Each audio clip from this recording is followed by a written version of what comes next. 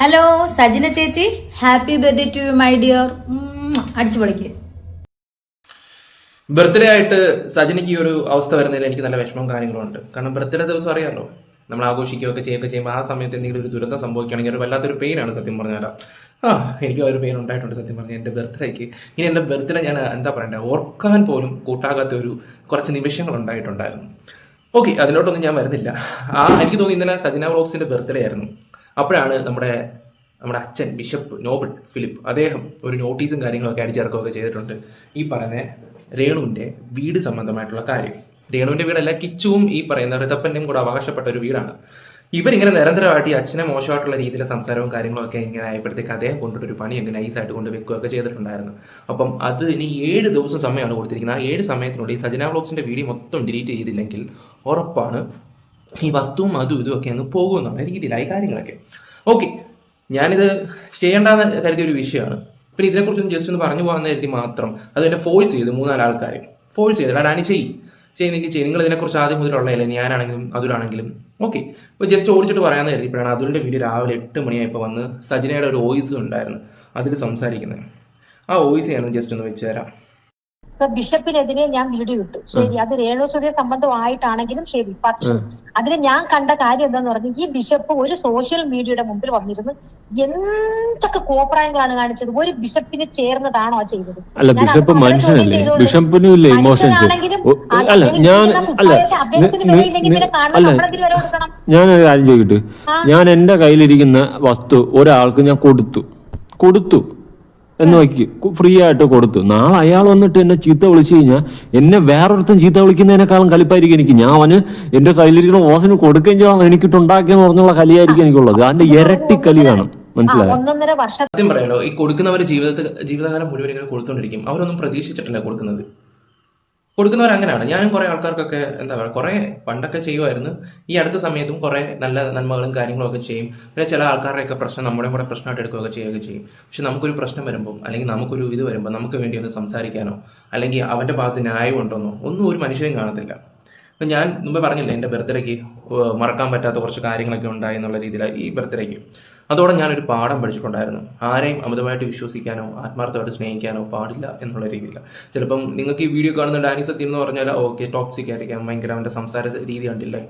Okay, ഇത് video കാണുന്നതും real ലൈഫും തമ്മിൽ ഒരുപാട് വ്യത്യാസങ്ങളും കാര്യങ്ങളും ഉണ്ട്.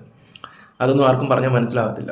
ഞാനൊരു പാഠം പഠിച്ചത് എന്താണെന്ന് വെച്ചാൽ, ആരെയും അമിതമായിട്ട് സ്നേഹിക്കാതിരിക്കുക, കൂടുതൽ മിങ്കിൾ ചെയ്യാതിരിക്കുക, നമ്മുടെ കാര്യം നോക്കി അങ്ങ് പോവുക.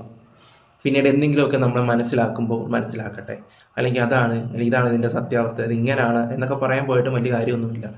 ഓക്കെ, അതുപോലെ തന്നെയാണ് നമ്മുടെ അച്ഛൻ്റെ കാര്യം.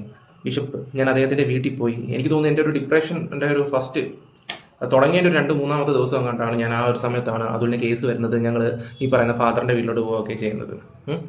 ഞാൻ അവിടെ ചെന്ന് കഴിഞ്ഞ് ഭയങ്കര പോസിറ്റീവായിരുന്നു എനിക്ക്. ഭയങ്കര പോസിറ്റീവ് എന്ന് വെച്ചാൽ ഭയങ്കര പോസിറ്റീവ്. എൻ്റെ വീഡിയോയിൽ തന്നെ നിങ്ങൾക്ക് കഴിഞ്ഞ ഒരു വർഷം കൊണ്ട് തന്നെ ചില വീഡിയോസിൽ തന്നെ ഞാൻ എന്തൊക്കെയാണ് സംസാരിക്കുന്നത്, എന്തൊക്കെയാണ് ചില മിസ്റ്റേക്കുകളൊക്കെ പറ്റാറുണ്ടായിരുന്നു. ചില വിഷയങ്ങൾ കൊണ്ട് മാത്രം അങ്ങനെ ആയിപ്പോയതാണ്. എൻ്റെ ലൈഫിലാണ് ഈ ഒരു 1.5 വർഷം കൊണ്ട് കുറേ കാര്യങ്ങൾ വന്ന് പോവും. പിന്നെ ചില കാര്യത്തിലോട്ട് ഫോക്കസ് ചെയ്യുമ്പോൾ കൊണ്ടാകുന്ന കുറച്ച് ബുദ്ധിമുട്ടുകളുണ്ടായിരുന്നു.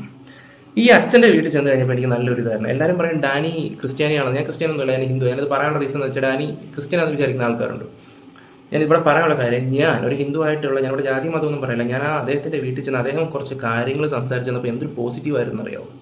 ഭയങ്കര ഇതായിരുന്നു സത്യം പറഞ്ഞാൽ. ഭയങ്കര എന്ന് വെച്ചാൽ എനിക്ക് ഭയങ്കര സമാധാനമാണ്. അത്രയും നല്ലൊരു മനുഷ്യനെ ഈ പച്ചക്കെട്ട് ഇവളുമാരിങ്ങനെ ആക്കുന്ന കാണുമ്പോൾ എനിക്ക് ഭയങ്കര ഇതാണ്. വിശപ്പാമ്പ്, അത് ഇത് മറ്റേത് മറിച്ചത്, അങ്ങനെ ഒരാൾ ഒരു കാര്യം ചെയ്ത് കൊടുക്കുമ്പോൾ അത് ആദ്യമൊക്കെ ഞങ്ങൾ ഫോണിൽ വിളിച്ചിട്ട് തൊഴുവൊക്കെ ആയിരുന്നു. ഇപ്പോൾ കണ്ടില്ലേ, പച്ചയ്ക്ക് മോശമായിട്ട് പറഞ്ഞിട്ടില്ല. പിന്നെ സജിനെ പോലെ ഒരു യൂട്യൂബറിനെ കിട്ടുമോ, യൂട്യൂബർ എന്ന് ഞാൻ പറയത്തില്ല, ഒരു ഇൻഫ്ലുവൻസർ ഒന്നും ഞാൻ പറയത്തില്ല ആ ഒരു സ്ത്രീയെ. കാരണം ഒരു വിഷയം മാത്രം ഇരുന്ന് ഇങ്ങനെ ചിലച്ചുകൊണ്ടിരിക്കുന്നവരെങ്ങനെ, എന്ത് യോഗ്യതയുണ്ട് അവർക്ക്? ഈ പറയുന്ന അതുലിനെ വിളിച്ചിട്ട് ഈ പറയുന്ന രേണുവിൻ്റെ കുറ്റം പറഞ്ഞൊരു സ്ത്രീയാണ്. ഞാൻ ഒരിക്കലും അവരെ അംഗീകരിക്കത്തില്ല. ഒരു സ്റ്റാൻഡില്ല.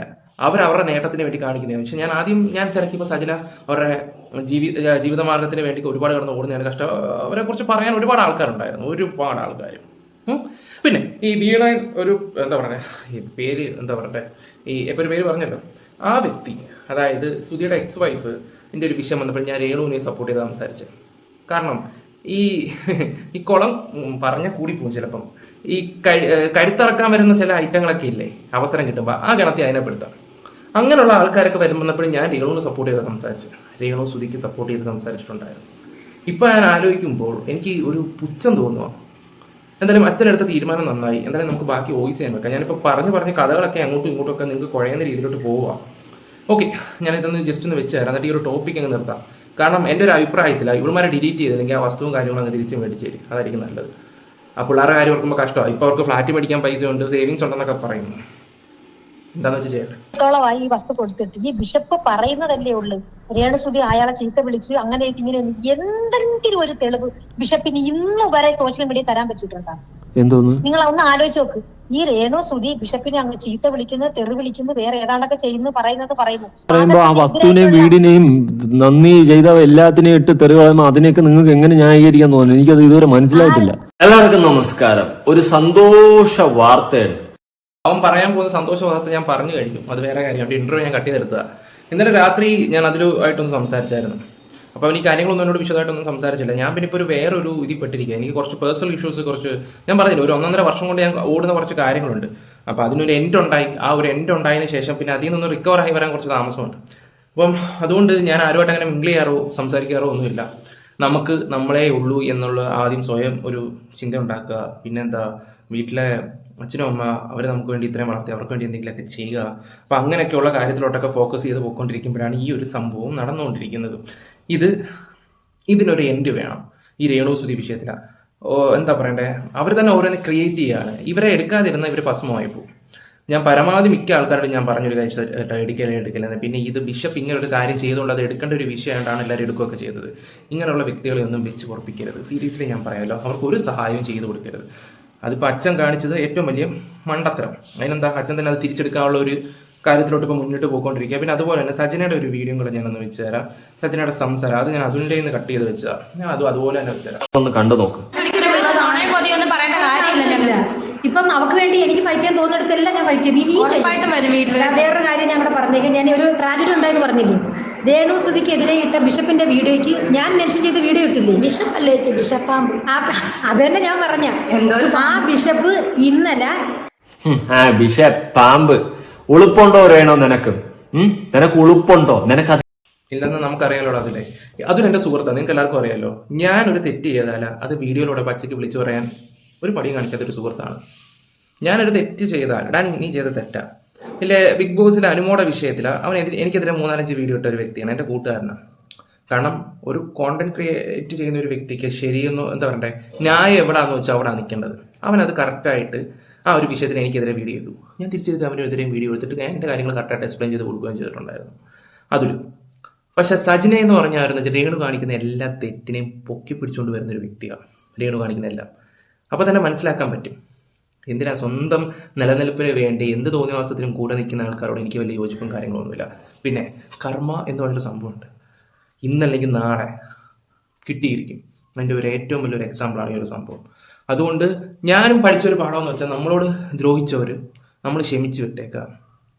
ചില സമയത്ത് നമ്മുടെ റിലേ തെറ്റിപ്പോയി. ഞാൻ പറഞ്ഞില്ല, എൻ്റെ ബർത്ത്ഡേ സമയത്ത് അന്നെനിക്ക് മറക്കാൻ പറ്റാത്തൊരു, ആ സമയത്ത് എന്തൊക്കെയോ ആ മൈൻഡിൽ കയറി വന്നൊക്കെ നമ്മളൊരു ലൈഫ് ഓഫ് ജോസ് കുട്ടി സിനിമ കാണുമ്പോൾ മനസ്സിലാവും. അതിനകത്തൊരു നല്ലൊരു മാലാക വരും, പിന്നെ ഒരു പിശാശി വരും. ആ ഒരു പിശാശി കയറിയ ഒരു അവസ്ഥ ഇടയ്ക്കൊന്ന് വന്നു.